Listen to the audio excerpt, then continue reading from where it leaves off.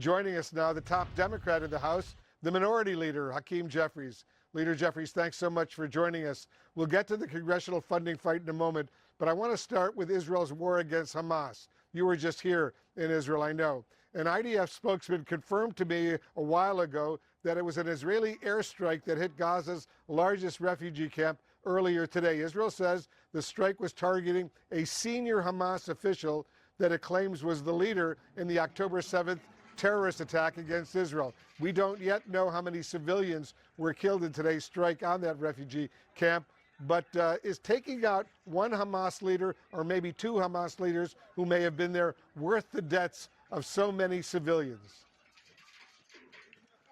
Well, I support Israel's effort to defend itself. It has not just the right to defend itself, but the responsibility toward its citizens and its sovereignty in the face of a brutal, horrific attack that took place on October 7th. And for the good of Israel, for the good of the region, for the good of America, the free world, and for the good of the Palestinian people in Gaza, we need to make sure that Hamas is defeated. At the same time, as President Biden has consistently said, it's our hope and expectation that Israel will follow the international rules of war, particularly as it relates to mitigating and deploying every single measure to try to limit, if not eliminate, civilian casualties. And I hope that that will continue moving forward.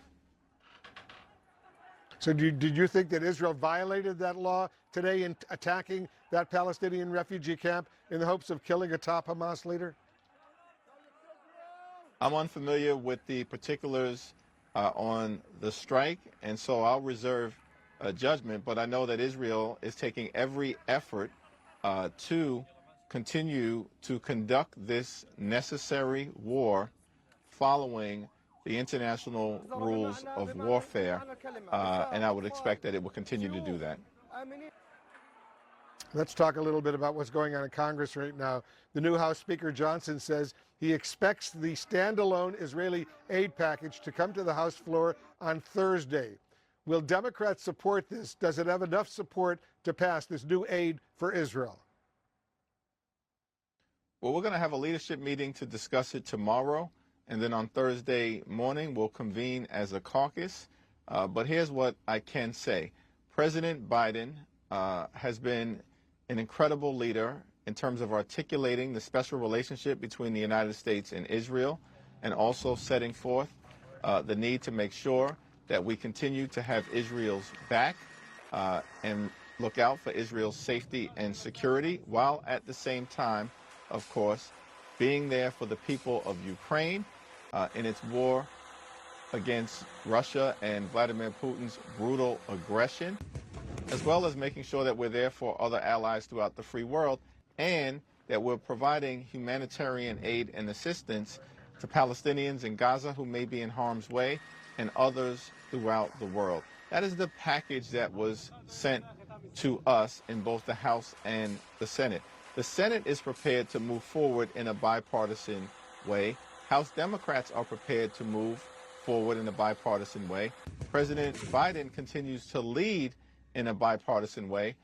Extreme MAGA Republicans are on an island all by themselves, and they want to irresponsibly condition aid to Israel when Israel is at war and fighting for its very existence in many ways. That's irresponsible.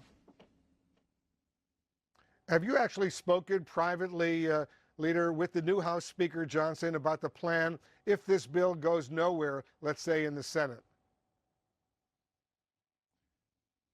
It's my expectation that I'll have a conversation with him at some point, either tomorrow or on Thursday, and we'll continue to express to position that there is a bipartisan path forward here, that House Democrats are ready and willing and able to find the common ground necessary to meet the national security needs of the American people, to keep the government open, to avoid a government shutdown, and do what is necessary to solve problems for hardworking American taxpayers. That's been our position from the very beginning.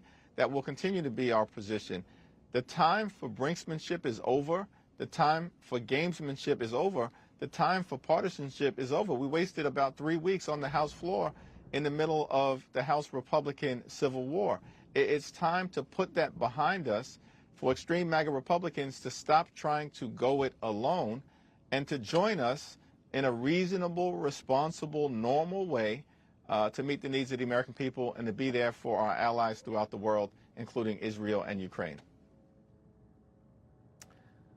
Democratic Congresswoman Cori Bush is facing bipartisan criticism, as you probably know right now, after she actually accused Israel of engaging in what she called an ethnic cleansing campaign.